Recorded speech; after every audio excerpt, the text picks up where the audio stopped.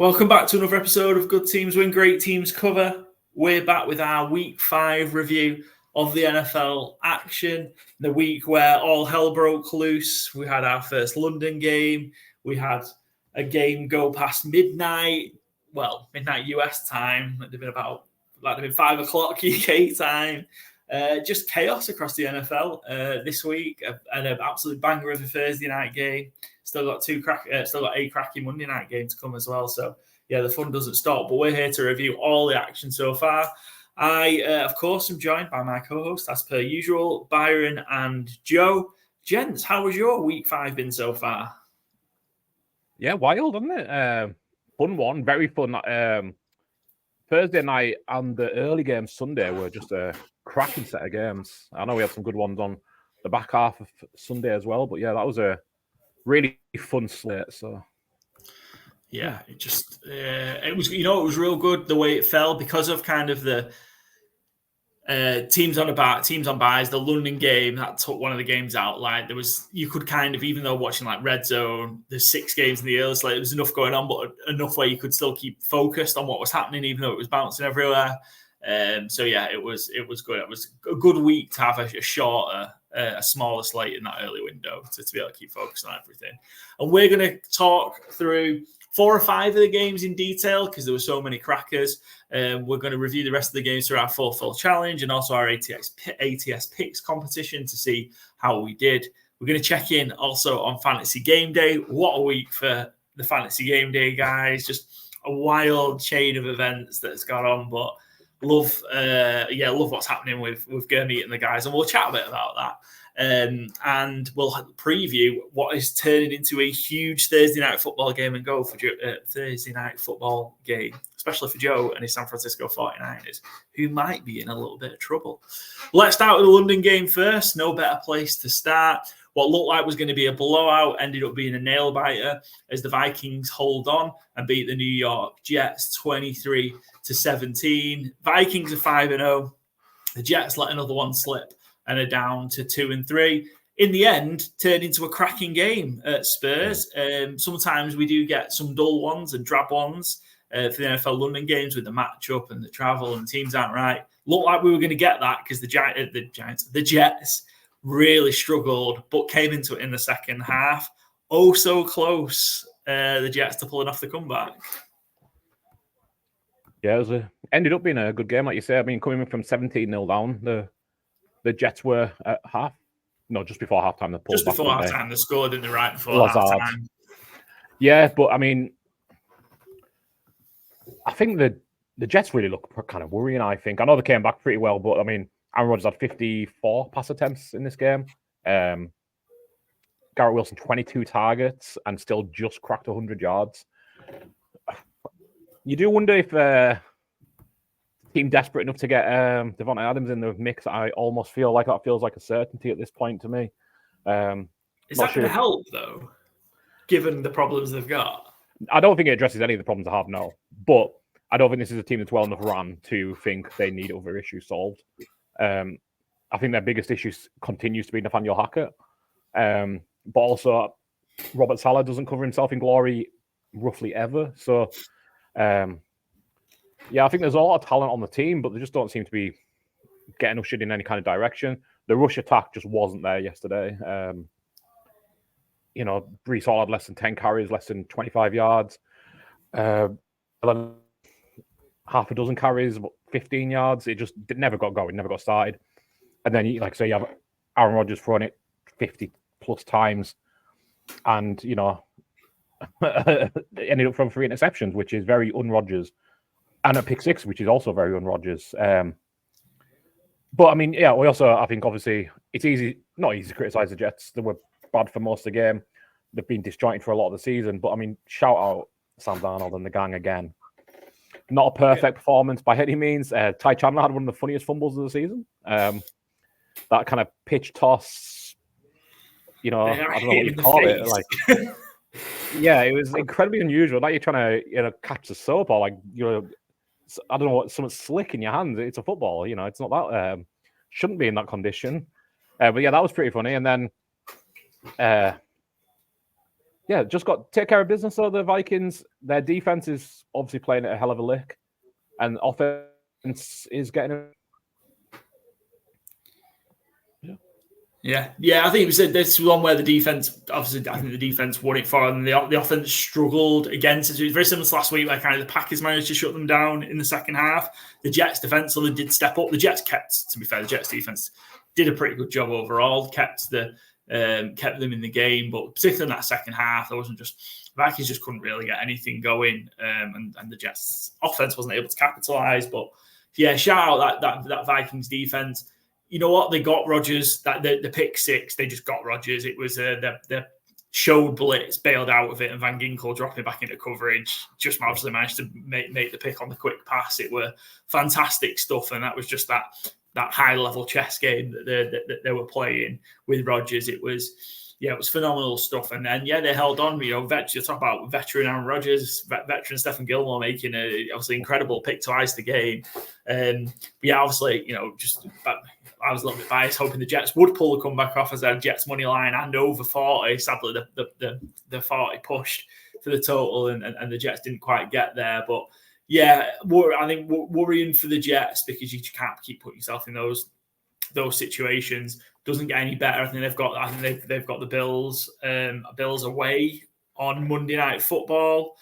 Vikings on a bye, but 5-0 Vikings, just incredible stuff. Cracking atmosphere as well. Just seeing all the videos, from a lot of people we know, and from the UK community, the tailgates. The Vikings really put on a show all week as well with various events across London. Shout out as well to one of the UK Vikings guys who walked from where I assume he lives in York, walked the 190 miles to raise some money for charity. Rob from UK Vikings walked all the way to Tottenham Hotspur Stadium across the week, which is a phenomenal effort. I saw the video of him coming into kind of the pub where they were all waiting for him, and he looked in a real bad way, just struggling to walk, but raising money for a great cause. At least he was walking. He wasn't Aaron Rodgers crawling off the sideline. Yeah, I mean, Joe's got the picture up there as the background. It'd be the thumbnail for the episode, but that was pretty pathetic, wasn't he? Just like crawling on his hands and knees.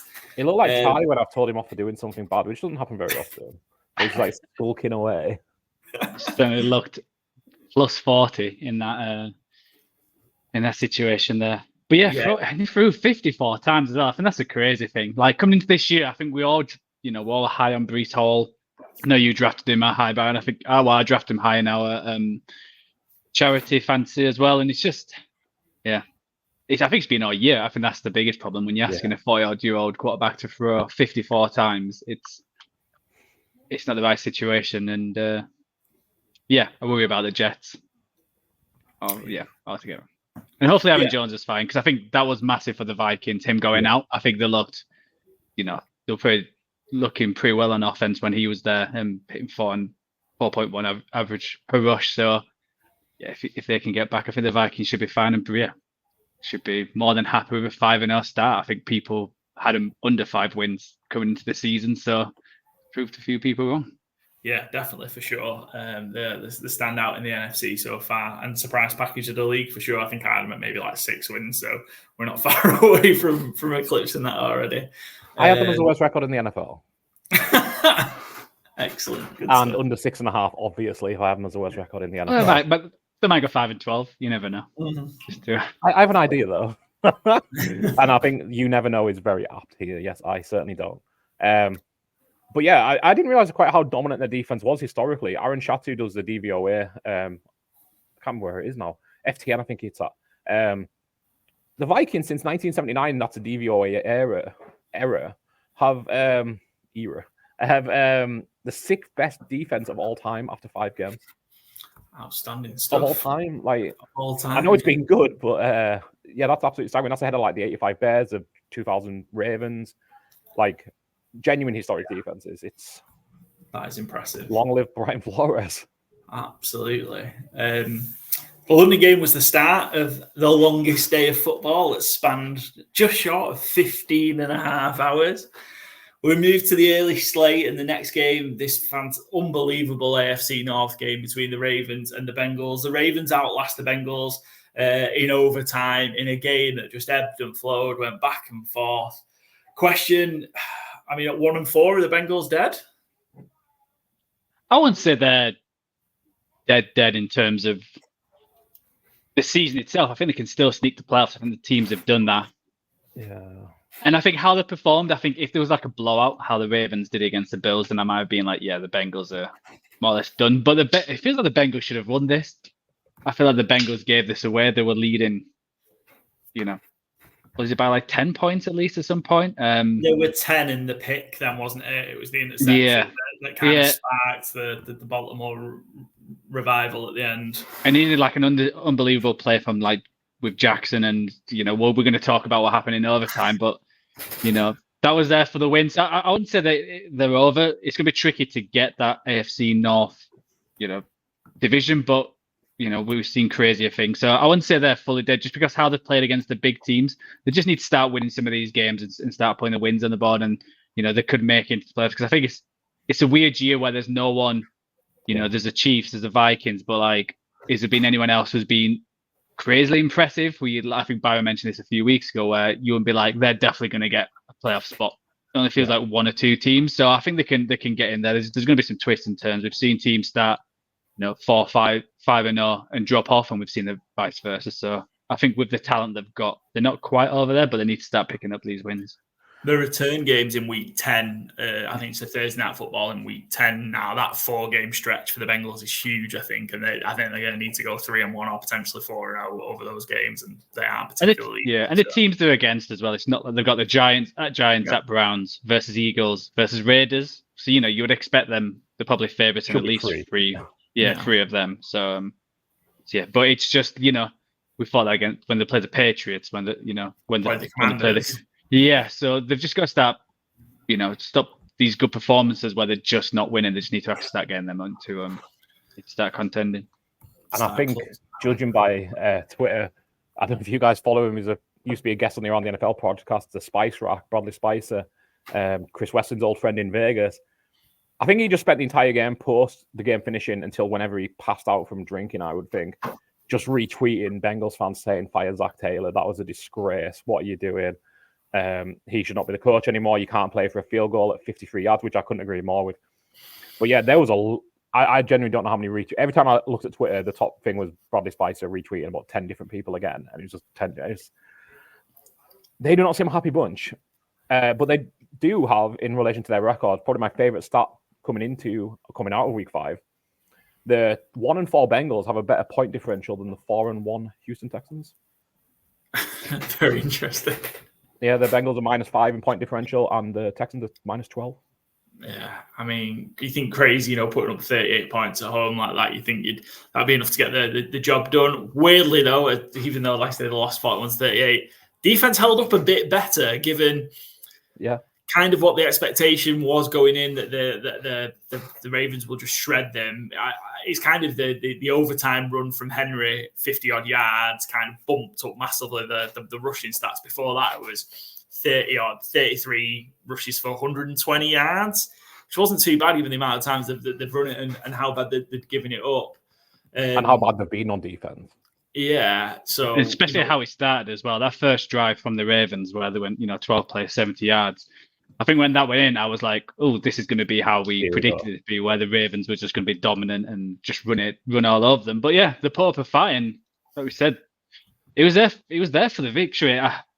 It felt very Ravens-esque. Obviously, Lamar doing Lamar things with that touchdown where I don't know how he got out of the sack to begin with, and then to throw the touchdown was crazy. And this was against, was it Sam Hubbard? Mm-hmm. Yeah, who just got a safety as well, who just took down Derrick Henry, which was a feat on its own, and then Lamar to do that. It gets to a point where I don't know if there's any other quarterback could do that. There might be one or two who could do, but he does it consistently, and then to get the touchdown as well. It wasn't just to escape the sacks. That was incredible. Obviously, letting them back in with the interception, and Tucker actually hitting a 50-yard field goal, which he hasn't been doing whatsoever this year. And then to get the fumble, it felt like a Ravens-esque where the Ravens have just thrown away a game where they were there to win it. Lamar fumbles it. It looks like some communication. He took his eye off the ball. The Bengals get it. And then, I agree with Spice Rack. What was Zach Taylor doing? I don't understand. You need one play. It's one play at that point, isn't it? Yeah, and I would understand if it was like a 10-9 game and Burrows had not done anything. But he'd gone 30 for 39, thrown for nearly 400 yards, passer rating 137. It's not like he was having a terrible game and he was getting nowhere. So you worried about, going, just getting stuck where you are and trying that long field goal. Give your best player the ball. Because if it doesn't work out, then we'll be like, well, he gave Burrows a chance. I feel like what he did was like never a lose-lose situation. Obviously, if the kick in, it'll be fine. But the biggest, if he played scared, and I think as a head coach, as a winning head coach, you can't play scared. You got to play, give the ball to the best player on your team. And if Burrow throws an interception or they go, free and out, you'd be fair play. You gave it to Burrow and it just didn't work out. It didn't execute. But this just was like, and it was a bad. It was everyone was thinking, oh, what is the kicker doing? But obviously, it looked like the holder, and how he managed to get it like back up there as well. I think that was actually impressive how he managed to drop it and get it up there. But you just can't do that, and especially with how the game was going. Run for no gain, run for 3 yards, run for no gain, and it's not. Obviously, Burrow was playing real well. Chase was just getting open. T. Higgins was getting open. Like you surely, but you need 110. You need 10 yards to make that comfortable. To make that comfortable field goal. Yeah. And then someone in the first play, but then do a bit of play action, do something where you try something. Because if you get an extra, if you get 10 yards, but Chase was like every time I kept seeing Chase was hitting a big play after big play. He was averaging nearly 20 yards per catch. So why don't if you get 20 yards, then that's more of a chip field goal, and if you miss it, you're further down the field, and you don't, So I'm not surprised. Where I've been impressed with Zach Taylor the last few years. He's not been as bad as what everyone thought he was when he came in, but it's just playing. There's certain head coaches, and where you can't play scared. When you got that talent, when you're paying him all that money, give it to him. You're not paying Chase Brown money. That much money. You're paying Joe Burrows, and you're going to be paying Chase a lot of money. So then give it to them with how good of a game they were having. Yeah, game's on the line. Get it to your best guys. Bengals 1-4, as we've mentioned. That's 3 home games they've lost as well. In that as well. And the Ravens improved to 3-2. Ravens Commanders next week, which should be a real good game. Very much looking forward to Washington rivalry. Yeah, I suppose. Yeah, Maryland, DC. Best 2 quarterbacks in the league rivalry. Yeah. Absolutely. And Bengals are on Sunday Night Football. Bengals Giants Sunday Night Football, which should be an interesting one as well. Going from one team, discussing one team, what the hell they were doing and how they approached possession. Bills Texans. What were the Buffalo Bills doing?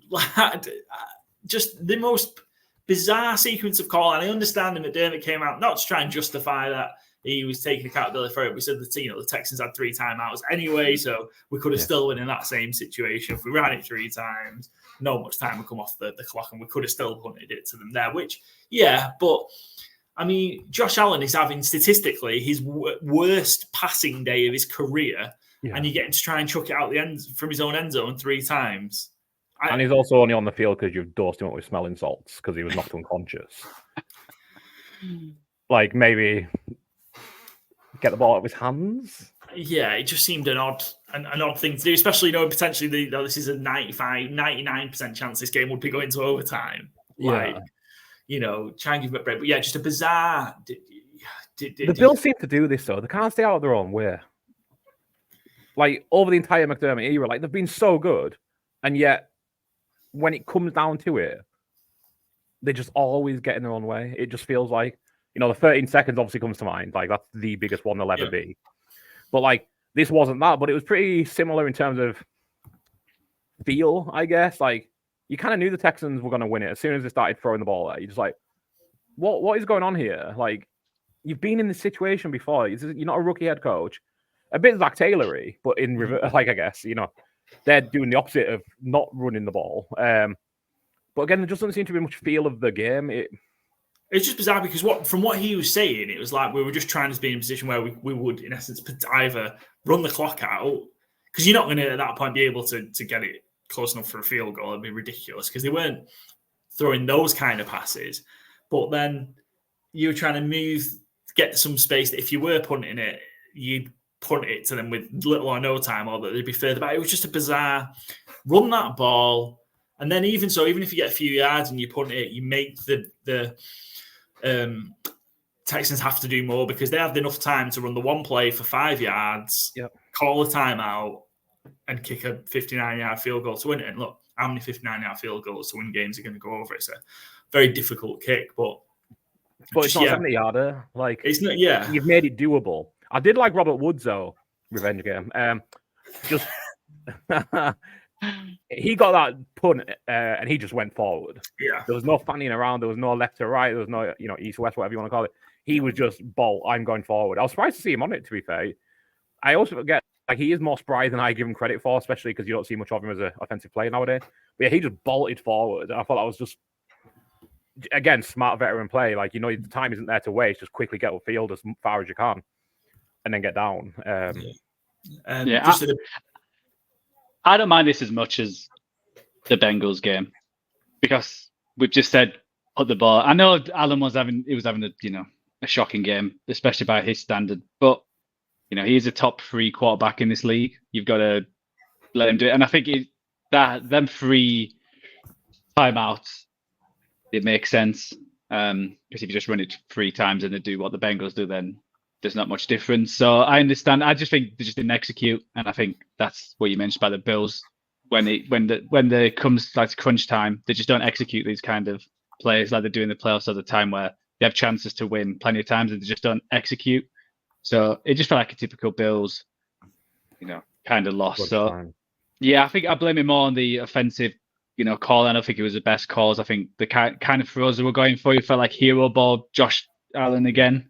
When it's just like, why didn't you just get like a 5-yard slant, start it, and then build it that way rather than it felt like he was going to Allen. He ran around a bit, trying to get players open, and and it feels like a Bill is going to be like, could Bills get Devontae Adams? They haven't been talked about as much, but if Shakir goes out and you suddenly can't move the ball, then Shakir's not. He's really like a wide receiver 2. That's what I was saying. I really like Khalil Shakir. But he shouldn't be like the thing that anchors your offense. Like, if Khalil Shakir's out, we're fucked. Like, there's that old quote of Peyton Manning, like, if Manning's out, we don't practice fucked. It's like, it's Khalil Shakir. Like, he's a great, like, say, 2-3 kind of weapon, but like, he can't be what is the be all and end all of your passing offense. I'd love them to go for Devontae Adams. I don't know if they would. I have no idea their salary off the top of my head either, whether it would allow it, but he'd be such a good addition. Yeah. And you think reverse, like how this game ended, really. We could have been talking about how the hell have Houston lost this game. It's coming out of halftime. 17 up, weren't they? Yeah, coming out of halftime, a field goal. Then he goes 20-10, then 3-and-out punt. All plays 19 yards punt. Interception. Fumble from Stroud, so straight away. And then the punt where Ian inexplicably gets called for intentional grounding when they were probably in field goal range then. And they have to punt it at 20. Or like, we could have been talking about how the Texans are new Bills, basically, where they're in a winning position and manage to throw it away when they got an easy victory. So, they're 4-1. I haven't been super impressed with the Texans. They've been weird, but when you're at this stage of the season, you just need wins. So to be 4-1 and they can keep improving, but they've not been, And this is what I was talking about the Bengals. If the Bengals played the Texans next week, I wouldn't say, well, the Texans should win this easily. You know what I mean? I could see the Bengals easily winning that game, and they could beat them by 10 points as well. So I think there's a lot of teams where it's either gone one way or the other. The Bills could be 4-1, or I think it was a coin toss. So the Texans get the win, but I think they've got to keep improving as well because, I don't think they're going to win where they want to get if they carry on playing. Got room to room and time to do it when you're 4-1, though, aren't you? I guess Exactly. That's the beauty of it. And obviously, the Nico Collins came out, but not before another absolutely beautiful Stroud to Collins moonshot. Just incredible stuff from those two. But Collins came out with a hamstring injury not long after. That a big worry for the Texans. They do have a lot of weapons, but they just did feel stunted without Collins the rest of the way on Sunday. Yeah. Tank Dell never really got going again. 4 for 40-ish. Diggs, not bad again, 6 for 82. But yeah, it's kind of... It feels like it's Collins or bust to a degree, which I didn't really expect, but he is kind of a rule among to himself, I think, among wide receivers in there. Yeah, Diggs isn't obviously Diggs of 3 years ago. And Dell, I love, but he's never going to be, an Andre Johnson, a Julio Jones, like a real wide receiver one like Nico Collins is. So, and worryingly, it is the Patriots next week, so I don't know how worrying you can get, but they did downgrade Nico Collins from day to day to week, which doesn't bode well for Sunday. But I don't know. You played the Patriots. Yeah, I don't know how much. Just rest. Yeah, just rest him. I'm like just someone who has a lot of Nico Collins in fantasy, so I'm very selfish when I say like it's a bit worrying. I think the Texans will be fine. I don't know if I will be. Yeah, I'm curious when Joe Mixon comes back if that gets him going a bit more. I think that like Akers and Ogoboale have done okay, but not done amazingly, and I think they just need to get that going. He had a sneaky high volume day yesterday, Darren Gabawale. He had 21 touches, didn't he? Yeah, he had 6 catches, I think, on that as well. 657. Yeah, I think he had the crucial catch at the end of the game as well to set up the field goal. It was the 5-yard. I love seeing him get involved just because I don't know if you guys remember, he kicked the field goal last year or the year before. Last year, yeah. And it always sticks in my head. Like, I just absolutely love that he did that. So, like, I always want him to just stick around, essentially. So, love to see him get high usage. But, yeah, that offense would tick a lot nicer with Joe Mixon rather than, Commandair. RB3 and emergency kicker. Texans 4-1, Bills 3-2. Heading into week 6, Bills we mentioned on Monday Night Football against the New York Jets. It's in New York, actually. It's not. It's in New Jersey, but it's at the Jets. Not at the Bills, where it would have actually been in New York. Texans, as mentioned, I've got the Patriots. Next up, then, Joe, should we just skip past this? Or? Well, it's a great segue talking about RB3s and a backup kicker. 49ers with one. Yeah, the Arizona Cardinals came back to beat the San Francisco 49ers 24-23 in a game that the Niners looked in complete control of. As you mentioned, Jake Moody, the kicker, got a horrific, it was an awful, your ankle shouldn't do that moment, which obviously ruled him out. What happened, Joe? How did this fall apart so spectacularly for the Niners? They were comfortable in this game. Well, it's when you come out the second half, interception, downs, fumble, interception to end the game. Not scoring in the second half. And this is why I chose the Arizona spread to get the spread. I didn't think the Cardinals would win. But the 49ers have just not got that killer instinct this year. That's twice now where the percentage, like the winning percent, like a prediction percentage was around 80% halfway through the fourth quarter, and they managed to lose. They've done it against the Rams now and the Cardinals, where they're 10 points up with like halfway through the fourth. It's just crazy. I think this is one of the biggest thing why they miss McCaffrey, and I think I mentioned this. I think they just can't just kill teams. They just can't get that, when they're in the red zone, just get that 2-score lead and they can coast. It's always around 10 points, and they just let them, let teams get in. They haven't got the dominant defense they once have. I knew that going into the season. They just haven't got that defense where they're going to, smother teams. Special teams have been terrible this year, but they managed, they got the block field goal, touchdown. Both had the interception as well. So you have all that, and you still don't come away with the victory. So I think it's just disappointing because I think the offense have been okay. I think the second or third in offensive ranking, even without the Yak players. It's just they can't do it in the red zone, and that's just what kills them. And they just let teams just hang around. And I knew as soon as they got that 2-point conversion, I was like, yeah, they're going to win this because it's such a 49ers thing to let teams just come back and win a point, and not having your kicker where they would have easily got the extra 3 points. I think it was when when it was 23-13.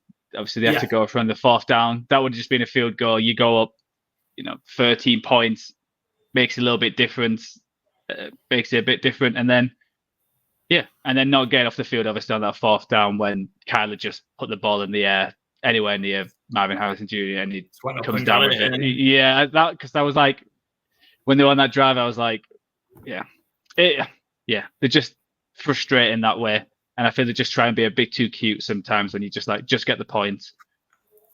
But obviously that Jordan Mason fumble, that was massive as well. I think that's where he lost it.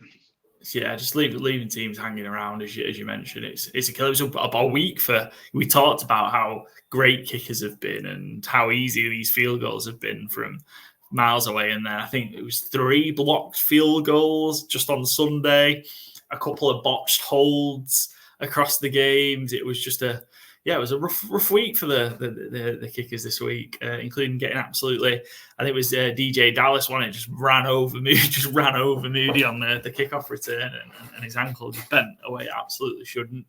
But yeah, I mean, you're 2-3, Joe. The Niners 2-3, the same as the Cardinals, with a huge game on Thursday night, which we'll get to at the end. I mean, how worried are you for the Niners at the minute? Because if memory serves me right, because I know the Cowboys play the Niners soon as well. Like there's no real easy games coming up for the Niners. I think the only thing what helps is that the division's not amazing. So if they've got the Seahawks, obviously if they lose the Seahawks, then they'll be 0-3 in the division. Obviously not the great start, but if they beat the Seahawks, then they've got the joint top record to beat the Seahawks. They'll both be on 3-3. Mm-hmm. If the Cardinals or Rams win, they'll all be. I know Rams are 1-4 out there. If the Cardinals win, they're all on 3-3, so they're still there for the division. So it's not great. The schedule. I don't think the schedule is off to the Niners really until maybe week 14. It's the Seahawks Thursday night, Chiefs, Cowboys on Sunday Night Football, the Buccaneers who've been good, Seahawks again, Packers who are a decent team, the Bills. Like it just does not ease off really.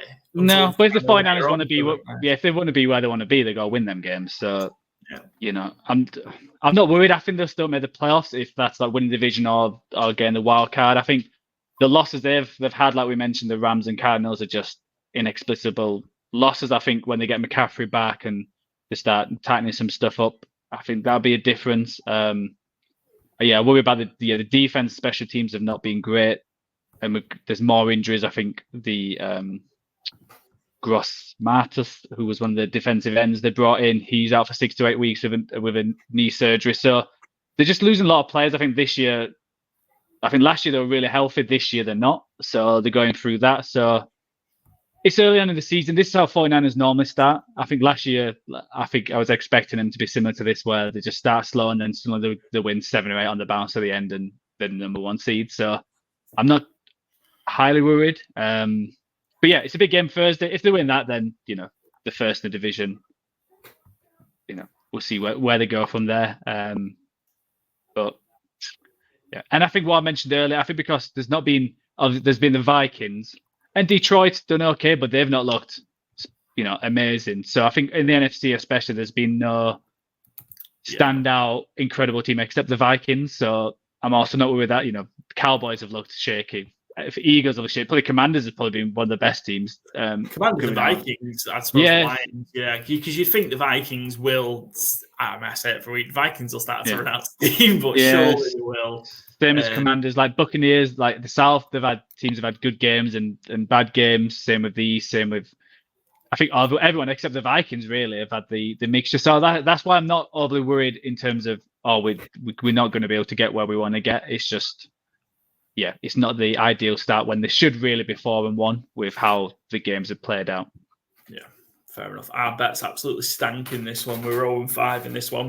We started off well on Thursday night, and the rest of the weekend wasn't great for us. But yeah, 0-5, we stank. Although Byron, you had Ike for 2+2 touchdowns, but he did have the big game, so you just didn't get the end zone. Yeah, DraftKings didn't pay me out on that. Yeah, sadly, he was 8 for 147. So he had that big game that he hasn't had so far. But Yeah, he looked good, to be fair. In the end zone, yeah. I'm pretty sure I read a stat. I can't find it now. Jordan Mason has the most rush yards in 49ers history through 5 games to start a season. Yeah. What the heck? That seems wild. They've had some running backs in their time. But yeah, he also fumbles the ball, so. Yeah. I can't have it all. Excellent. But what a nice story.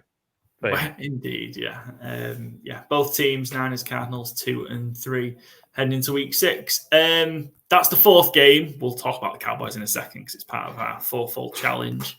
Let's get our 4-fold challenge up. I thought I had it this week. Sadly gone. Joe, you did kind of have it.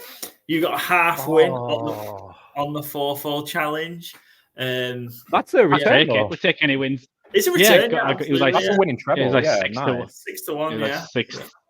Yeah. We'll get into the games. But Byron, we'll start with you. You were the first bit this week. You took the Steelers as your favourite, and Joe, that should definitely be red because the Pittsburgh Steelers lost the game to the Dallas Cowboys. The Cowboys won out 20-17.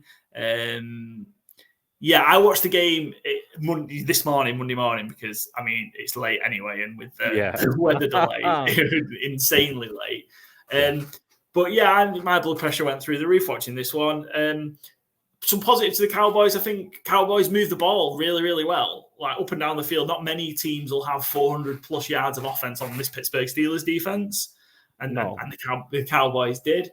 And the defense massively improved. I know the Steelers' offense isn't great, but given how many people Cowboys were missing across the defensive line, in particular in defense, I thought they did a pretty good job. They were pretty effective in stopping the run.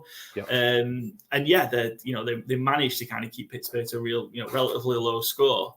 But it was just chaos at the end. Absolute chaos. Yeah, Jalen Talbot sprained his fucking nuts and came back in and caught the winning touchdown. Shout out, and I've been calling for this all season. Give Rico Dowdle more than 50% of the snaps. Rico Dowdle isn't anything special, but the rest of the running backs in that team, well, it's only Zeke really. Dalvin Cook doesn't get even activated, but this just highlighted last night just how night and day it is between Rico Dowdle and Zeke Elliott. Rico Dowdle can run. I know the clues in the title, running back, it really helps. I love Zeke for what he did for Dallas as a rookie and his first few years there, but man, just move on. Rico Dowdle was really good last night. Except the fumble. Fumbles happen. We don't need like we do over in the West Coast. A missile launched at him is what happened. An absolute missile, like Troy Polamalu-esque flying over that. It just looked like a cartoon. Yeah, that would have been such a Cowboys way to lose that, to get all the way down. Yeah, because again, I watched it without seeing the score to kind of see that happen and just like hold your breath. But fair play, look, we had the best, worst, and indifferent of Dak in that game last night. But Johnny on the spot when it mattered managed to, look, we've seen quarterbacks not dive in those situations and put their head in where they might get hurt. Oh, yeah. Cam Newton in the Super Bowl being an example. But yeah, he dived straight on that ball. And then, a pretty routine throw on 4th down, keeps his cool and makes the pass. But yeah, it was just all the 3 phases of Dak in the space of one game because he played well for chunks of it. Some horrendous decision making of others, keeping hold of the ball for too long to let TJ Watt strip sack him when you know he's coming. That internal clock needs to be going. That cost you points. The red zone interception when him and CD clearly weren't on the same page was real bad. And just in essence, Lamb had some words for him as well. Yeah, those two. That seems like it's a problem. Like those two normally so good together, just can't get on the same page at the minute. Yeah. I was going to say, isn't it weird this year feels like a lot of the big wide receivers who got paid have just suddenly dropped off. Held out and didn't in training camp, funnily enough. Yeah. But maybe practicing your job might help. Is that a worry then? With obviously because you really only have Lamb as your main target. Obviously, now, 5 games in, it's because you thought a couple of weeks maybe they'd sort it out, but now it's 5 games in it, and it's a problem. Also, Lamb was wasn't a factor in the second half. Like it was very similar to how some of the games have gone, where that gets him going early, and then I know the Steelers made a conscious effort just to take him out of the game, but you have to find ways to get him in, move him around more, get him in the slot. Lammy, you're going to have to just start beating some of that double coverage. And he just didn't do it. And that's when Jalen Tolbert, obviously, the Cowboys needed other players to step up. Tolbert, Turpin had big plays. Ferguson, fairly reliable. But a lot of huge chunk plays that you don't normally get against the Steelers defense. Turpin had a nice one as well. Yeah, Turpin, I think that was 34 down the middle. Tolbert 48 yard, Ferguson 27. So they got chunk plays, but it was just chaos. And big win and needed, because these are normally the games where the Cowboys do falter when it gets to kind of this, this situation. And while I don't think it's particularly inspired me, it gave me much more confidence than I had beforehand going in. They've gone in a real tough situation against the Steelers team, who are really, might be crap offensively, but they're really, really strong defensively. And, they've been functional on offense. Yeah. This was a low. Yeah. And especially with the games coming up as well. You're just looking at, you got the Lions, the 49ers, the Falcons, which look good on Thursday night, Eagles and Texans, and then Commanders. Obviously, how the Commanders are looking as well. And Giants and Bengals. It's they need some of these wins. And funnily enough, they're 3-0 away from home. 0-2 at home. So they're liking the road games. Yeah, for sure. But just on the Steelers, it was, like I said, Steelers, if they could have just produced, because Dak kept them in the game, the 3 turnovers kept the Steelers in the game.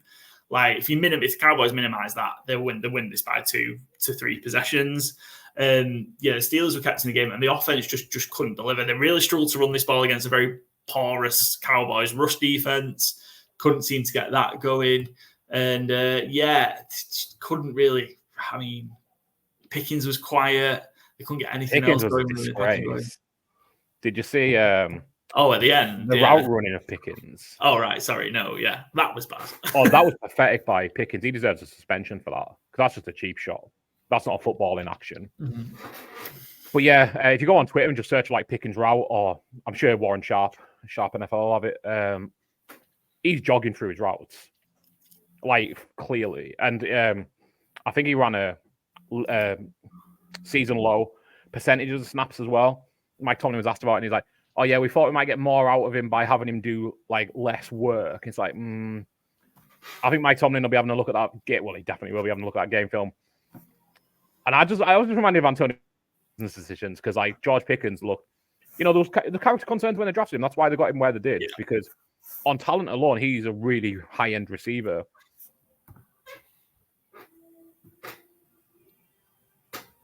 Hopefully we'll get Byron back in a second. Can I ask, Paul, because obviously you watched this as well, how disappointing was the Steelers rushing attack?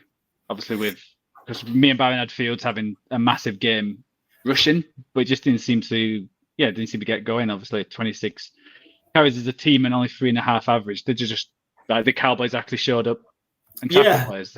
They did, and it was like a real mixture of the depth that they've got, but they just kind of stuffed the middle and just kind of forced the Steelers to kind of run outside, and then their linebackers, I think Louis Fout and Overshawn had pretty good games as well in terms of being able to stop that. Sorry, Byron, you cut out, so we carried on without you for a second. Absolutely. But they forced them to try and run wide, and I don't think that's necessarily Najee Harris's strength on those stretch runs. So Cowboys did a pretty good job of that, forcing it and making it well, and the secondary then I think had a relatively easy job. But it was, again, this is one where you're thinking, with the turnovers, Steelers managed to get 3 extra possessions here, and to be in that position where they only put up 17 points, I think, big disappointment for them. But I think Cowboys worthy winners in terms of they move the ball at will for the vast majority of the night, apart from when they get into the red zone, because they're still real fucking bad in the red zone with red zone offense, which just I think that's just, I don't think that's going to get under any better with Mike McCarthy. I think that's just that. But Mike McCarthy, Pittsburgh guy, so nice win for him going home. We talked about Bills Texans. That was your underdog, even though it flipped by the time the game started. You hit that one. Raiders Broncos, though, your under, Byron, was absolutely nowhere near, because the Broncos beat the brakes off the Raiders. This was a reading issue.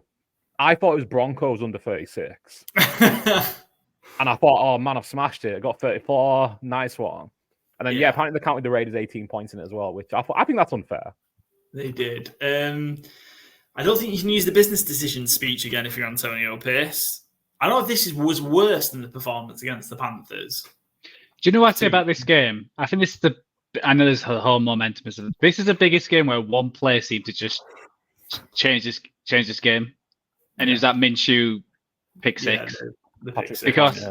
Because Bowers was like 10 for 10 at that point, wasn't it? Yeah, and it was the perfect play. Bowers was open. He just needed to, just loft it over, and it was going to be an easy touchdown, 17-3 up. And I was thinking, Raiders are playing really well here.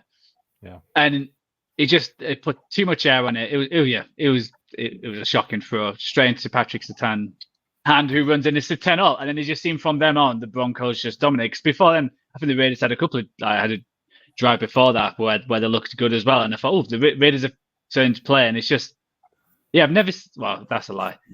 It was just a game where, just one play just seemed to change this completely. And then the, Raiders went to the tank, Minshew went to the tank and obviously got hooked, and O'Connell was in, and we'll see what happens next week. But you're right. The difference from 17 at that point, going 17-3 to 10 all, and it did just roll the first of two 100-yard plus defensive touchdown plays of the week. Which is the first time that's happened in the same day as well. So just a week for first across the NFL. But you're right. Like that just killed the Raiders. Do we think that's it now for Minshew? He's going to be sat on his backside now, riding the pine. Is that O'Connell in? Well, I think O'Connell will play, but I don't think O'Connell will stay. So, because it's not like it's not like O'Connell came in and was like, "Oh wow, he's certainly he's made it his own." I think, it's been since the preseason. Antonio Pierce didn't want to name a starter because he doesn't want either of them starting. Yeah, he still doesn't. Like if he could trade Devontae Adams for a quarterback, he'd do it in a second. Yeah, after the game, Mason Crosby got pretty. Maybe some of the accusations were that he was one of the people who been making business decisions, and he spoke out on that. It's not a happy bunch, and nor should it be with the performances that they're putting in Las Vegas. But it kind of felt like Antonio Pierce would be somebody to unite that group, and that they were all behind him after the job that he did last year. Something has changed, and it's very, very fractious. They're not winning, basically. Oh, yeah. And I think it's a whole quarterback situation. Yeah, it's a whole quarterback situation. I think they're a team where it's like there's like no hope, and I think that's the worst kind of team you can probably be on, support, and it just feels like there's no hope for them to get a playoffs because they just haven't got that quarterback, and they haven't got the system in place where you said about the Vikings beforehand, but at least they've got the offensive situation where the head coach and the staff around him and a great defense. Where it just feels like this Raiders team need the players to win it, not the actual scheme. And when you just tell them to have a quarterback who completely, like I said, when you start the game, we went 4 plays, 70 yards touchdown, 13 plays, 68 yards field goal, and then they went 6 plays, 64 yards. You'd like, wow, Minshew's turned up to play, and then suddenly, one mistake, and if that puts you in the tank, I think that's the difference when you see some of these quarterbacks where they make a mistake, but they come back and they change it. Where it feels like Minshew's one of them where as soon as the going gets tough, then he goes as like the team goes, isn't it? Like as long as things are going well, he's great. Like he was great with Shane Steichen last year, but again, an offensive mind. The Raiders have got Luke Getsy, who got fired back from the Bears because he couldn't run off an offense. I don't understand why teams give these like no hopers, for lack of a better term, like a second chance. Like if they've shown they can't do it, have him as a quarterback's coach, maybe. Like see what he can do, and then build him back up, and then give him an OC job. But if his last thing was being a failure somewhere else, why is he going to be successful in Vegas with Minshew and O'Connell? Like none of that makes sense. Yeah. I'd rather give somebody that's never done it a chance than somebody who's failed, because you don't know what you're getting. You know what you're getting with Getsy. And somebody, no hope. Somebody who I don't know if it's easy to describe, but somebody who seems to be doing a good job with a rookie quarterback, who seems to be moving him along gradually week by week, is Sean Payton. The Broncos have won 3 in a row. Bo Nix thinks I know the bar's low, but this it was his best performance so far. He completed passes to 11 different receivers on the day. Clean game, 90 for 27, 206 and 2 touchdowns. It should have been 3. Troy Franklin, inexplicable drop. Yeah, it should have been. That was a really nice throw. Like, obviously, it's open, so it looks nice, but, he's willing to throw it deep. He hit it perfectly, and Franklin just doesn't bring it in. Goodness knows where he lost it somehow in the sun. I don't know what happened, but, yeah, it should have been a third touchdown for him as well, and totally agree that he's really coming on well. He's even telling his coach to shut the fuck up on the sideline, which I absolutely appreciate because it's Sean Payton. Fair play. And, I mean, that defense is, I don't know, top 5 in the league. And Pat Surtain was obviously had the big play, but it was Sekia, two interceptions on the day. And the defense is going to give them chances and is going to keep them in games, like it was very much the week before against the Jets. That, I'm not expecting, great things from the Broncos, but they've got a good situation for Nix to keep developing and keep learning. And, they've got enough, there's enough there, I think that was one of the worries. But in terms of, players like, Sutton and Josh Reynolds and things like that. They've got players that, can do enough for him. So, real impressive. And Javonte Williams had a game out of, over 100 yards out of nowhere because he's been a real problem in fantasy. And I got rid of him last week. But, it's just, I just fed up with him and had enough. But, I just started in one league. That was a pleasant surprise. Very much desperation. Chuck him in, and I think he had like 5 catches. 111 yards from scrimmage. But and again, kind of the Broncos have got a run again. A relatively good run here where they could, have 5 or 6 wins on the board quite quickly.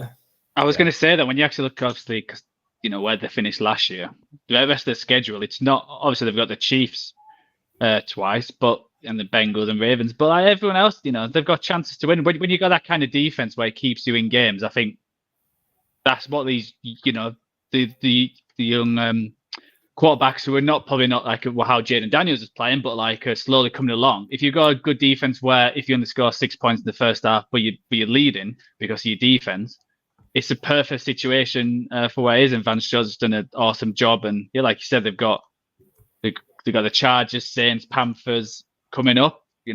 Get 3 wins there. You're 6-2, and could they sneak into the playoffs? I think they've got a chance with the rest of the games they've got going forward, but just got to keep it going. But I say that on one hand, but you always get teams like this most years, and then suddenly they lose inexplicably to like the Panthers or something like that. But yes, at least it's more hopeful now than it was when they were 0-2 and starting the season. So good on them. Yeah. Fair enough. Moving on, your over, Byron, was the Giants Seahawks, which hit. So you went 2-2, your 4-4. But my God, did the Seattle Seahawks piss down their leg. One of the big favourites, and it was 6-point favourites coming into this one. Heck of a performance on Monday Night Football against the Lions in a loss. They've been going along pretty nicely. And then the New York Giants come in and absolutely beat the fuck out of them in the nicest possible sense. The Giants put in a full team performance, and the Seahawks didn't really get going until the fourth quarter. Yeah, and I mean, they were gifted 7 points to start the game as well. Well, not to start the game, but the first score of the game. The over 100-yard touchdown you referenced, fumble return. And, they just didn't get going. The Giants O-line played really well. The Giants D-line played really well. And that was kind of the story of the game, I felt. I think I had to start up earlier. So the Giants actually ended up being 7-point underdogs. 7-point underdogs this season, now 7-2 outright, not against the spread. Yeah. This season. When will we learn? When will we learn to not back it to Bookies must be having some fun with these parlays because, as the Cardinals and for my survivor pool pick this week, I couldn't decide. I don't even know who I went with in the end, but I couldn't decide between the Seahawks and the 49ers. Doesn't matter. Does not matter one iota. I cannot pick a game to save my life, so I can pick an over because I think the Seahawks are going to score 35 points. But it turns out the Giants are going to score 29 and get that over for me. Yeah, and it helps with the block field goal. Yeah, special teams make special plays. The Seahawks at the end, I did have the chance, and it'd be thoroughly undeserved. I think the way the game went to tie the game, but special teams make special plays. The blocked field goal return for a touchdown second one of the day from Bryce Ford-Wheaton, who hasn't had a catch in the NFL, but now has a blocked field goal return for a touchdown to ice the game. But again, as much as I was real frustrated with the Seahawks for various fantasy gambling reasons, the Giants put in a full performance. You know what? We were all week 1, week 2, I suppose mainly week 1. We were all piling in on the Giants and Daniel Jones, but he's put 4 pretty solid performances together since then. This is the best of the lot of them. 23 for 34, 257 yards and 2 touchdowns without Malik Neighbors, who was out with a concussion. Darius Slayton had a huge game, 8 grabs for 122 and a touchdown. And they were fantastic on the ground. Tyrone Tracy Jr. came in for one to snap up because I suspect he'll be on a lot of waiver wires still. And you fantasy 18 carries for 129 yards as well. Because there was no Devin Singletary and Eric Gray had the fumble, didn't he? So the Giants all of a sudden 2-3, things are looking a lot rosier in the Big Apple, and Brian Daboll under a little less pressure. And like you said, sorry, you go ahead. Oh, I was just going to say, Trace Jr. rookie looked great. I was going to say, I think they may have heard Byron's criticism of the defensive line. I think in the preview he said, name, no game, and they came to play. One thing I didn't realise, I thought, the Russian, they didn't do great on the ground. They only ran 11 times, but they averaged 9.3, the Seahawks. Why did you could have Walker had 5 attempts. I think that was massive. Gino had one massive run. 32. Okay, yeah. So you had that, and that kind of changed it a little bit. But 5 rushes for Kenneth Walker. 2 for Charbonnet. I thought Michael called about it, and he was like, I don't know why we didn't run it more. Yeah, they couldn't really run it though. Last thing, the Giants that D-line played so well. They just really, like I say, they just kept stuffing him, and there was a lot of this whole line's a problem for the Seahawks. We saw it on Monday, and Gino kind of overcame it to an extent, even though they lost the play. He couldn't overcome it. There's so many pre-snap penalties, and just so many times where he was just draped in New York Giants players. It is ridiculous. That needs fixing, but I don't know how they're going to do it. Because it was just a huge problem for them for the Seahawks, and it was a back-to-back plays. There were 4 start penalties. It was just that kind of thing that were just killing him.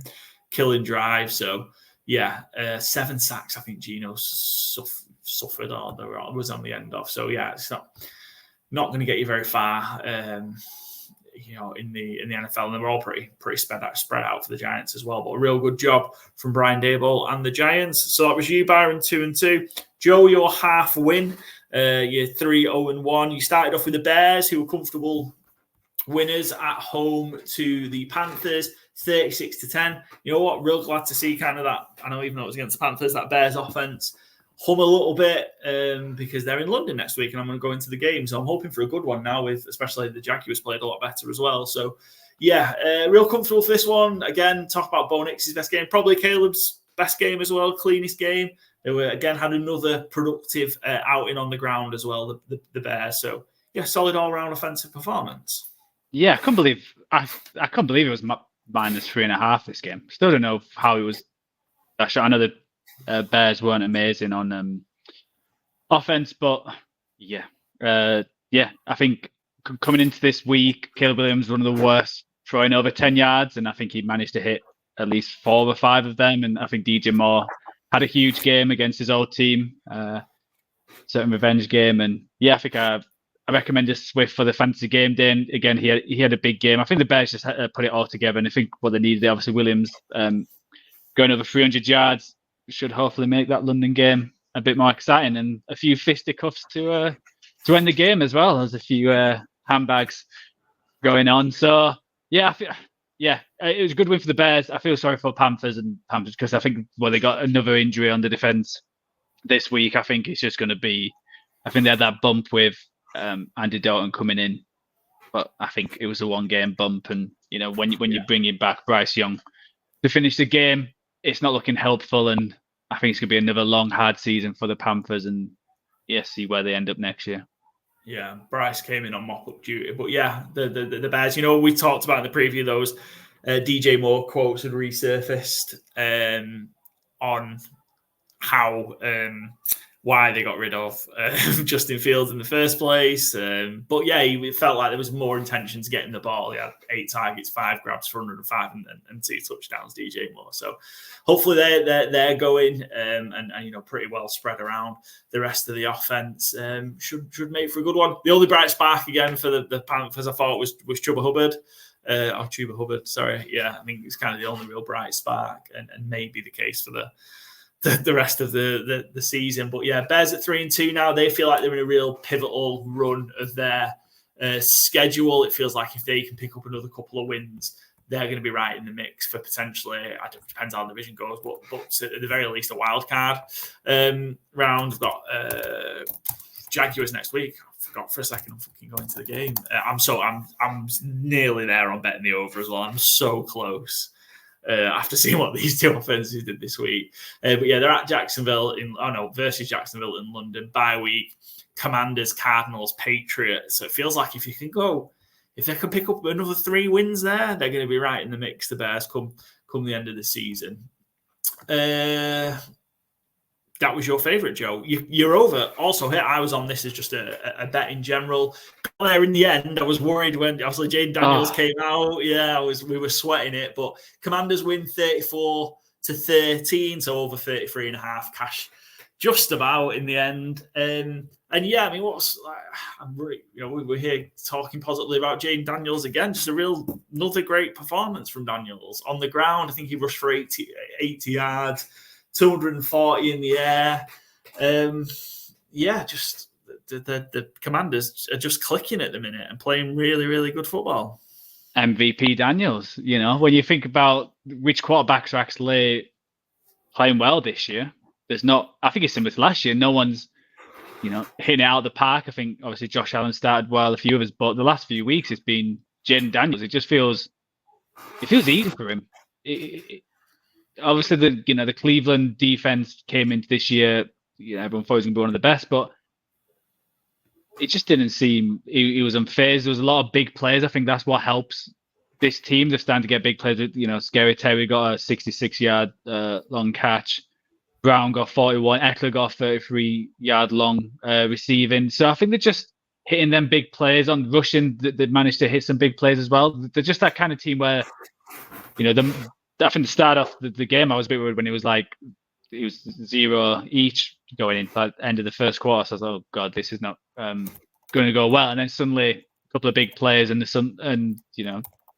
7-up and cruising, to be honest. It was from a team I come into this year where people were worried about the Commanders as a whole and people were high on the Browns. It feels like it's flipped. It feels like the future's bright for this Commanders team.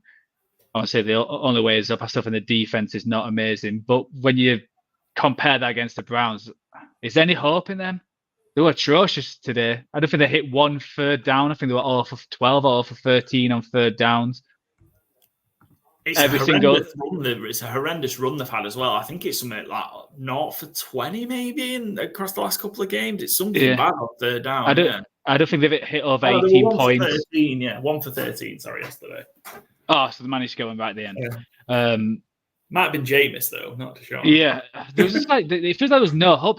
It just felt like they were pressured every single snap.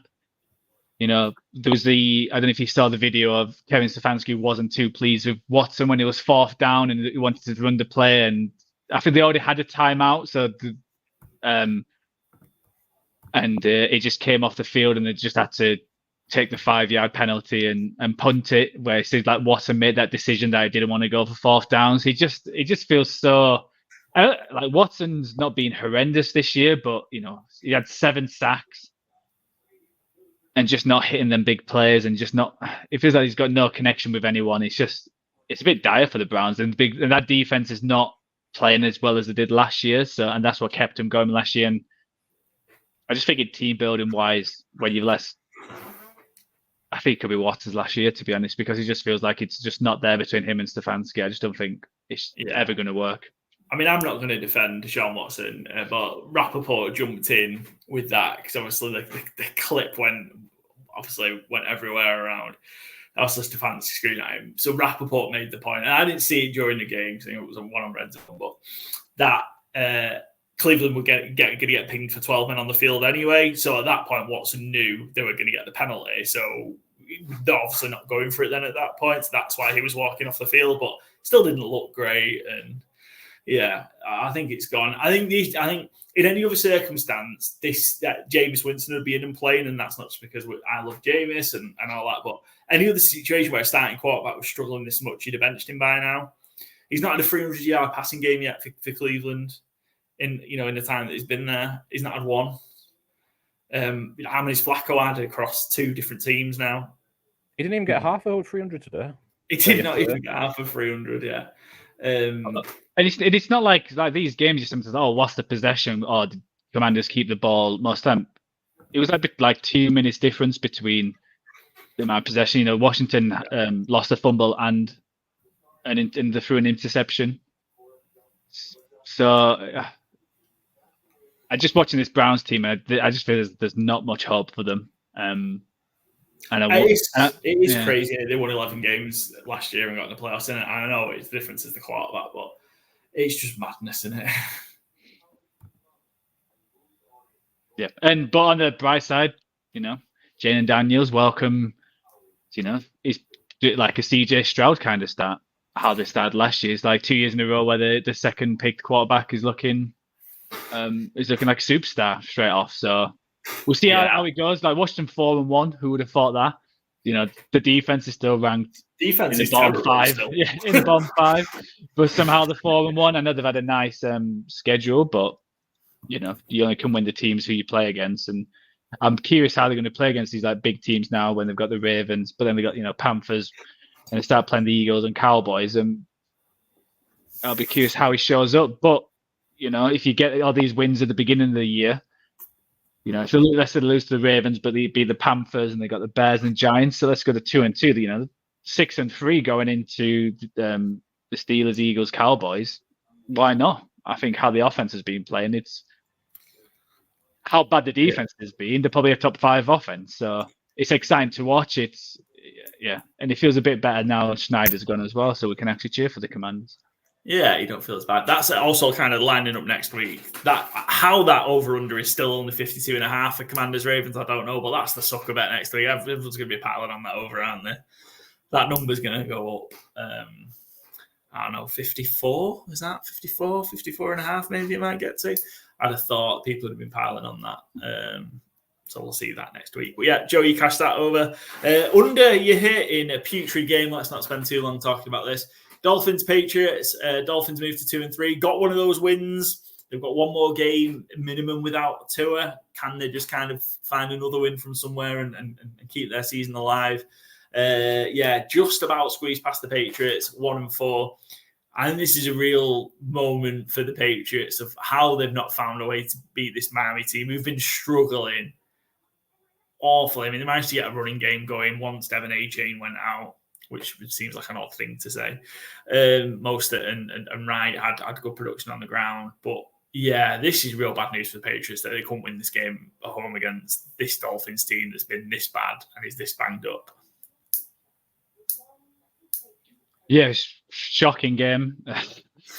There's not much to say about it. I think one stat I was just going to have a quick look is how many penalties there were. I think there was 18 in total. I felt every single time this game came on, it was penalty after penalty. And that's probably just accepted penalties.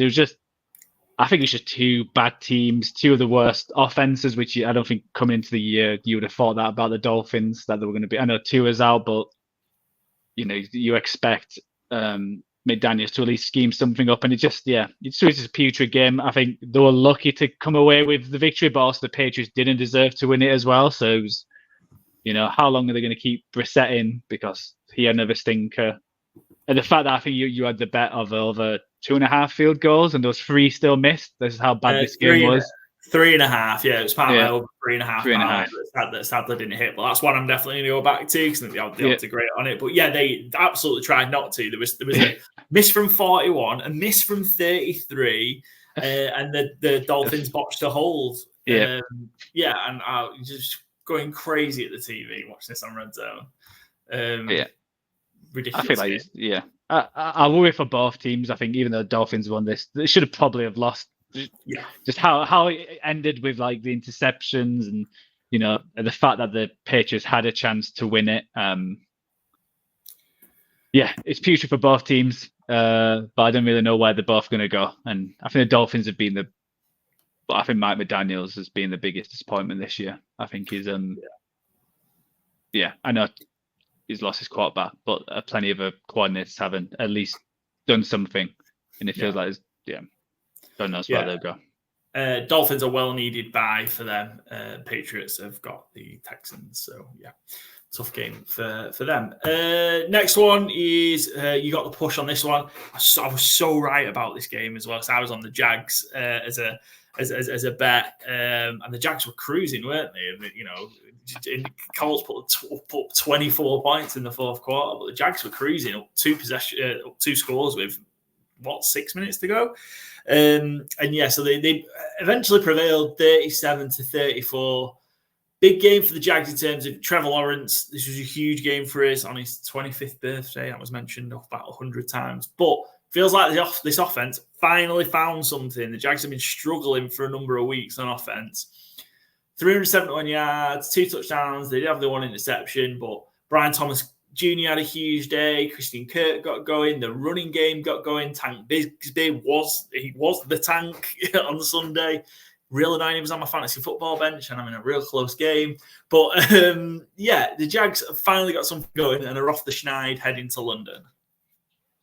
Yeah, they needed it. It would have been such a Jags way to lose this game, being 14 up, and then just Joe Flacco going 3 plays for 70 yards in 42 seconds, and then 2 plays for 77 yards in 45 seconds and then in between, being sandwiched between a 3 and out for the Jags. But they managed to get that field goal at the end just to squeeze the win and to get the sack at the end. I think last year's number 1 pick, is it not Walker? Yeah. What's his name? Yeah, Walker. He had a huge game. I think he had 3 or 4 sacks.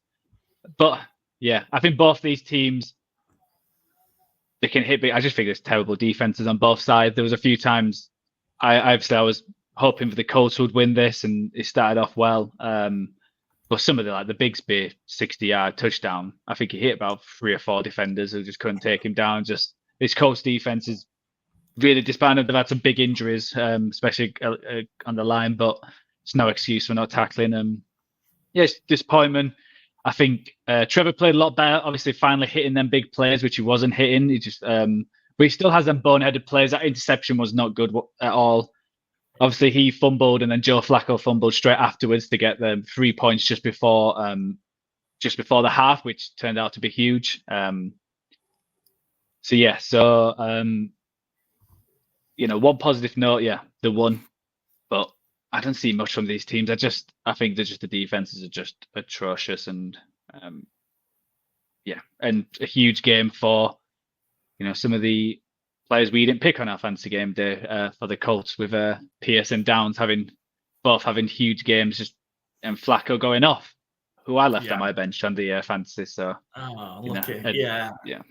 rough one. But the Pierce only got going in that fourth quarter when Flacco just went fuck it and just started launching it down the field, and he had 3 for 1, 3 for 3 for and a touchdown. Just ridiculous stuff. But it was just a great back and forth game. But you kind of Jacksonville pulled away in that third quarter, and then I was like, it's easy, I've cashed that. And then, real frustrating, because I think the take was right. The take was right on the game that they were going to get the offensive improvement, and they always do beat the Colts at home. That's 10 in a row. I think they beat the Colts in Jacksonville. Just sadly, the line was -3. And so could have got -2.5. That would have been nice. But -3, and it was a push, which was real frustrating. Joe doesn't want the 2.5, to be fair. No, Joe's the 2.5. 3-0. I'm glad something good came of it, Joe. 3-0-1. You cashed to get half the odds. And our first half win of the year. So, we'll take it. I'm just calling it a win. I call it a win, it has been rough going on it this fall. We have made it. If you profit on your challenge, I think it's a win. Yeah. Excellent. Me, on the other hand, I thought I had this week, but yeah, sadly, one of the games I've already talked about screwed me. I do still have a game to go. I was on the unders for Cardinals, Niners, so under 49.5, which hit. I'm on plus 5.5 for the Saints, my underdog against the Chiefs on Monday Night Football. We're recording Monday night, so we obviously that game hasn't played yet. I was on the Seahawks as my favourite, and I was on the over. Colts Jags in the game we just talked about, which was comfortably over. It was 71 points, wasn't it, in the game? Over 46. Sadly, I've not made it. I'm 9-9-1 with my record. Joey, you're 7-12-1, so a bit of an improvement from you. Byron, you're 9-11. Never forget on your record. So. Excellent. Reminds me about tragedy. Yeah, neither one of us. Hopefully, I can get above 500 at least for if the Saints cover tonight. That'll be 10-9-1 for me. Dockers was our guest picker, and all those games we talked about. So he went 2-2. Broncos is his favourite, and his Chicago Bears against the Panthers hit the over. Jets is his underdog, and under in Ravens Bengals, which sadly did not hit. To be fair, we rushed Dockers. I don't think anyone who had much thought would have went Jets as the underdog, to be fair. You're not going Jets 2.5. Jesus. I can't say anything. My record's been terrible this year, but I will take any opportunity to get a little dig in. Yeah, that's fair enough. Yeah. I don't have a record to fall back on. So annoyingly, I know my side have Jets money, it was there, wasn't it? They were driving to win the game, So it wasn't quite as ridiculous as it may seem. We've got, I think, it's just 2 games we've got left to talk about on the ATS picks. We've covered everything else. Yeah, just 2 obviously we're down. So Thursday night football, let's start there. Joe, you were on the Falcons -1.5. Got there in overtime, but the Buccaneers absolutely gave this game away. Before the Ravens Bengals game, I was thinking this could be like the game of the season. It was a great game. How it started, it was incredible. What I found was crazy is watching all the game. I was but Baker did have a great game. But then I was looking at his stats. I was only 180 yards. It felt like he was slicing them up in the first half. But the Bucs felt comfortable. But when the opposite quarterback throws for 500 yards. It's not great. We always thought with the Buccaneers with some of the injuries they had on the back end. We've talked a few times if they can, not stay in games, but the defense can keep the score down, but unfortunately not. And some huge games for London and Mooney, and even Pitts came alive. It was it was a much needed win for the Falcons. It was great game. I think both teams played well, especially how it started. Primetime Kirk. Primetime Kirk, absolutely. 509 yards, 52 for 48, and 4 touchdowns. Yeah, it was a phenomenal game, but I just think kind of that last few minutes, Tampa Bay had the ball twice. Did they have the ball twice within the last 2 minutes with a lead? Is that right? They did. Because the fumble did. Because that was a huge fumble from Irving. Twice within the last 3 minutes, sorry, Mm-hmm. Yeah, and then Kirk threw the interception, and then they punted 3 plays, and then to not ice that game from there, I think is ridiculous. So, and that might be one, given obviously the nature of that division. With those 3 teams that potentially going to be neck and neck all the way. I think they're playing each other in a couple of weeks as well. Is the turnaround that quick? Yeah, I think it is. Yeah, it's week. It's in 1, 2, 3 weeks. Play each other again. Hopefully we get another cracker, but plenty of division games in between. They're on a run of the division games. I think they would have had 4 of the last 5 games. The 4 of the played the Saints last week, Bucks, and then they've got Panthers, Bucks in between a Seahawks game. So a lot of divisional games for the Falcons to try and get ahead.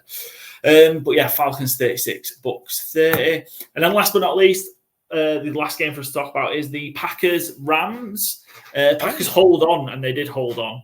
24-19 again. Felt like Packers were going to run away with this one, but Rams just stuck around and made it uncomfortable, and they were driving to win the game. Yeah, I think eventually it just got too much Matthew Stafford right at the end. He didn't have his best game, but again, with what he has, I'm not going to criticize, but it just felt like it got just that one too many for him right at the end there.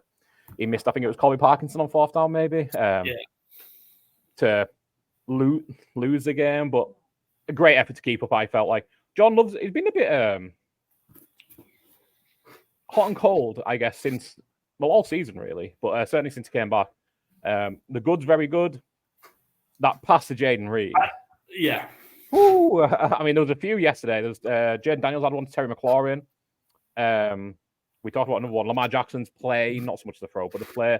That Jordan Love one was absolute dynamite. Perfect. And yeah, I think. And then his interception to another Jalen wasn't good. Yeah. I mean, that was very much channeling his inner Will Levis there. Just how to make a bad situation worse. Yeah, it's a weird one with Love, but I mean, biggest shout out, I guess, and we ended up pricing ourselves, well, trying to spend more money in Fantasy Gameday, getting too smart for ourselves, I guess. Took a craft. I mean, what was that touchdown? 63 yards, 64 yards? Yeah, 60 odd yards. That was one of my better fantasy choices of the week. I got him in because Sam Laporte was on a bye. So nice. Yeah. I mean, are you going to start next week? Oh, it's good. Yeah, difficult. I might have to flex. I have to flex Tucker Kraft. Kraft looks so good. And yeah, he looked absolutely dynamic yesterday. I mean, that Rams defense, I think that's going to be one you want to attack in fantasy every week. Dontavian Wicks was like kind of the darling and did absolutely nothing. Did he have a catch yesterday, Dontavian Wicks? He had two, yeah. He got a couple. He got two. But he had a lot of drops. Yeah, 7 targets, yeah.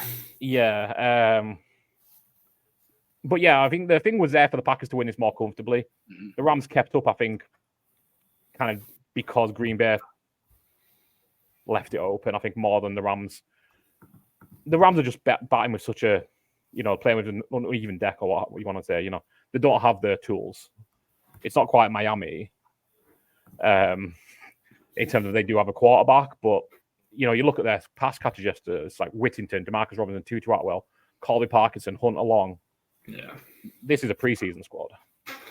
Yeah, feels like I feel like the Rams need to sneak another one somewhere as well. Kind of, hopefully it's not too long. I don't think Cup's too far away, but they feel like they need to sneak another win somewhere just to be able to kind of tread water. Yeah. And a big shout out to Javier McKinney as well. That's 5 games of it with one interception each the game. So he's huge free agency addition. And yeah, John Love's first win of the season. Obviously, he was 0-2 because Willis got the other two.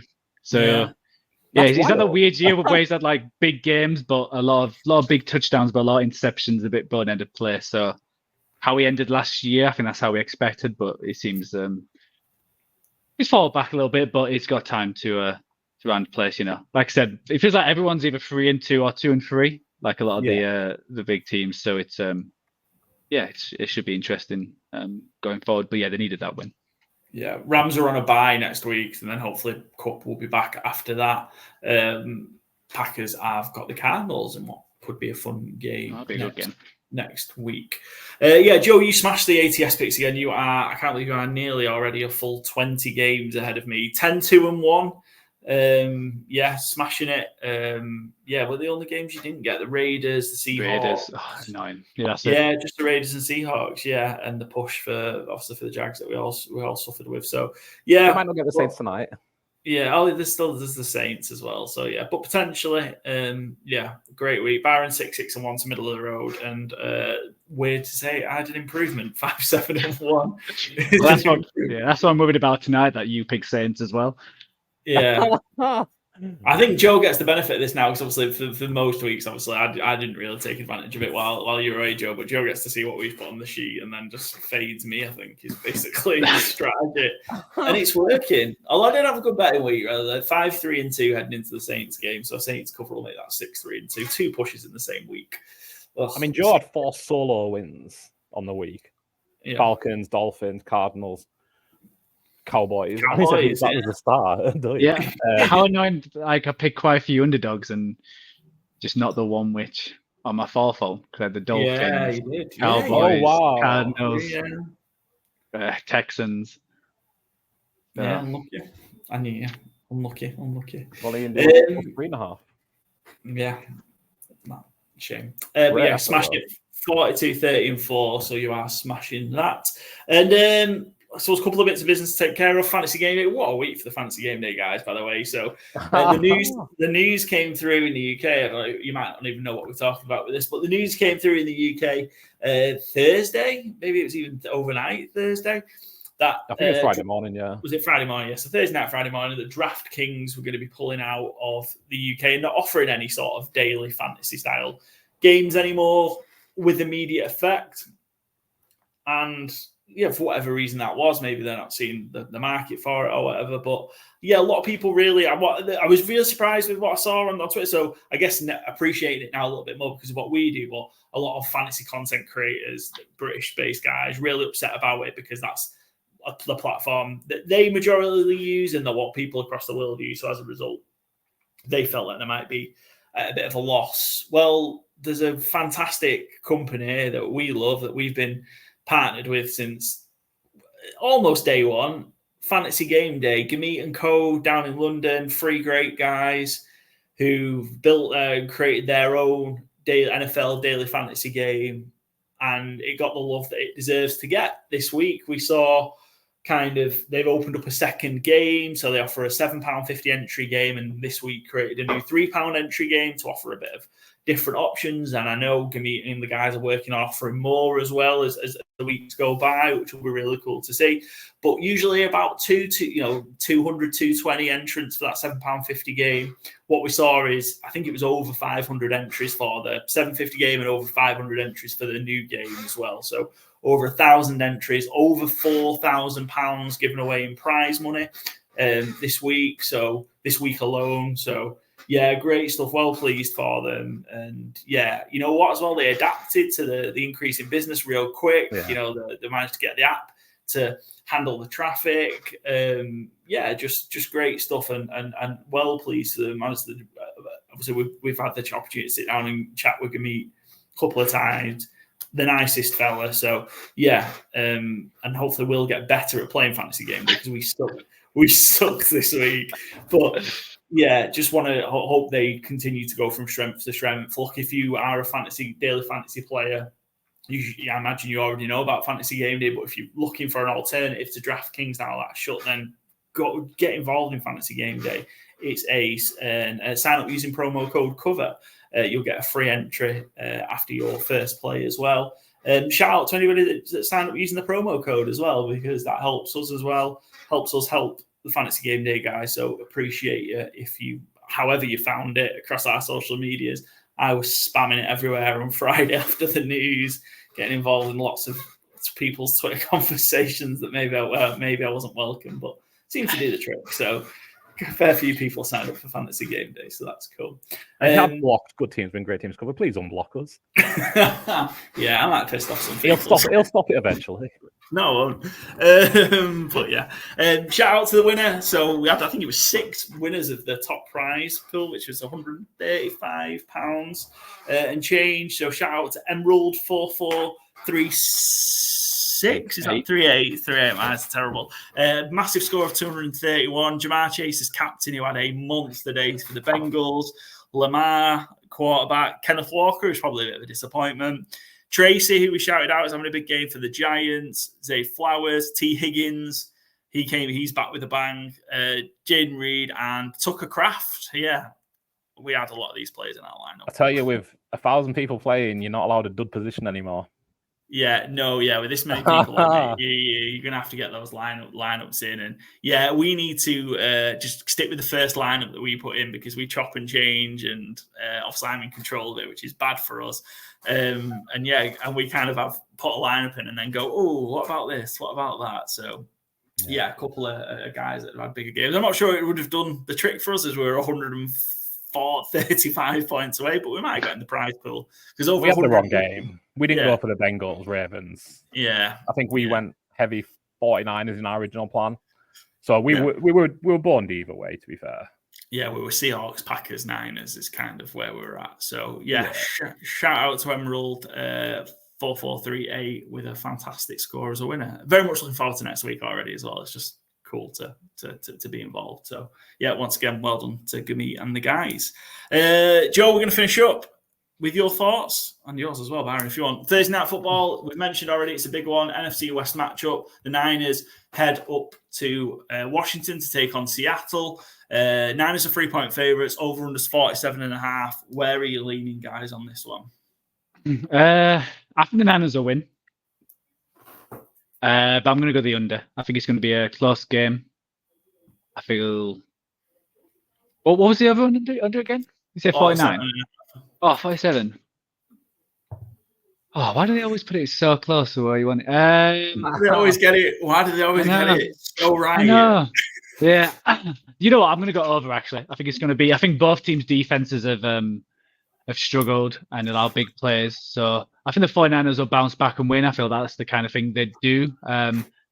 But we'll see what Mike Macdonald does, because obviously it's his first time as Seahawks head coach. And he destroyed the Shanahan offenses last year. But I just think this defense is just not quite enough. And I think that offensive line is going to struggle. So let's go 49ers and let's go the over. Yeah, I think like the double short week, Seahawks playing Monday, Sunday, Thursday, might just catch up with them. They were so bad on Sunday as well. I think short weeks, not what you need to be playing on Thursday. Someone had done some analysis on it. Again, I don't have it to hand. Of teams coming after playing the Lions are really struggling. It's such a physical beatdown you get on both sides of that line. There was the same issue, I think, Joe, you might remember with the 49ers, I think 2 years ago, where you're on mute. But every team who played them lost their next game, other than I think when it was they had a bye week. Yeah, something definitely like 10 or 12, like in a row, or like 10. It was, I don't think it was last year, if it was the year before, but it was like, so that's why I was laughing, because it was like such a 49er stat. It was always like the next game, they always end up losing. Yeah, and I think from the middle of last season, again, I don't have it to hand, annoyingly. The lines have been kind of the same thing for other teams, and obviously the Seahawks had them Monday into a short week, and then going into the 49ers in a short week, it's kind of rough. Seahawks plus 3.5 kind of appeals, but I think on our ATS, if this line stays, I'll probably go 49ers as well, as much as it makes me sad to do it. And 47.5 against a nice line, isn't it? I'd probably go under, but without much confidence. As you can tell by me turning into a West Country farmer midway through saying under. Excellent. I think Charlie's shouting for the over there as well. Excellent. Great episode, guys. Thanks that's week 5. We're almost a third of the way through. We'll be back Friday morning with the preview for week 6. I believe we've got Captain Duval joining us as our guest picker. Nice. The Jacksonville Jaguars International Fan of the Year, as the Jags are in London. Who better to get to preview the Jaguars game against the Bears, as well as take on our 4-fold challenge. So very much looking forward to that. Always a pleasure to speak to the captain. If he's not taking the Jags as an underdog, hang up. I'm not doing that to him. I'm sure he will be taking his Jaguars as the underdog, though. They all do. Everyone does. Everyone takes their own team on the 4-fold in some way, shape, or form. It's usually either they take them as the favourite or underdog, or the over is. Yeah, I was going to say underdog and over, but I thought I'll just say underdog. But that's how it usually is. But another great episode. Thanks, guys. That's in the book. Week 6 preview coming next. As always, give us a follow. Good teams and great teams cover over on Spotify. Follow, you will then be notified as and when new episodes dropped, which is every Tuesday morning, every Friday morning during the season. Follow us on Twitter /X and Instagram to get all of our bets posts, because there's a lot more than what we just talked about on the pod. Also, give us a follow on YouTube if you want to see us while we're talking, and also TikTok to get some great Charlie picks as well, who, I mean, he's a great dog, but he can't pick a fucking game. He had a great Euros. I think he's got the football confused. Is that what it is? Yeah. He's getting older and maybe a bit dumber. I think he's what looking it is, very offended right now. Sorry, Charlie. He always seems to pick the road. He always tends to pick the road team. I guess it depends which room you have it set up in. There's definitely a pattern of the rooms you have it set up in or where he goes. So it's tough this week because Cindy wasn't here to normally. I'm just behind the curtain a little. Normally, I lock him in the office with Cindy so I can set up, and he's like, "Come on out." But today, the other day, Cindy was in Carolina for work last week, so it was just me and Charlie. Boys' week, and as soon as I put the boards down, he knew what's coming. So I'm like, "I'll go by the window and look at the birds." It doesn't take much for him to go and yell at someone at the window. But then I put the trees down, and as soon as they're down, I'm trying to grab the phone to record because he's already over there grabbing. And in this case, it was the nearest one, which was the road team. Yeah, the road team. But I do try and put him in different places because Cindy's like, well, he's always going to go to the nearest one, and he doesn't. The road team's normally the furthest one away, and he just kind of has an affinity for it. I don't quite know why. Fair enough. Loves an underdog as well. There you go. So at GTW_GTC on all those socials for all that fun. Gents, it's been a pleasure. I'll catch you for the preview.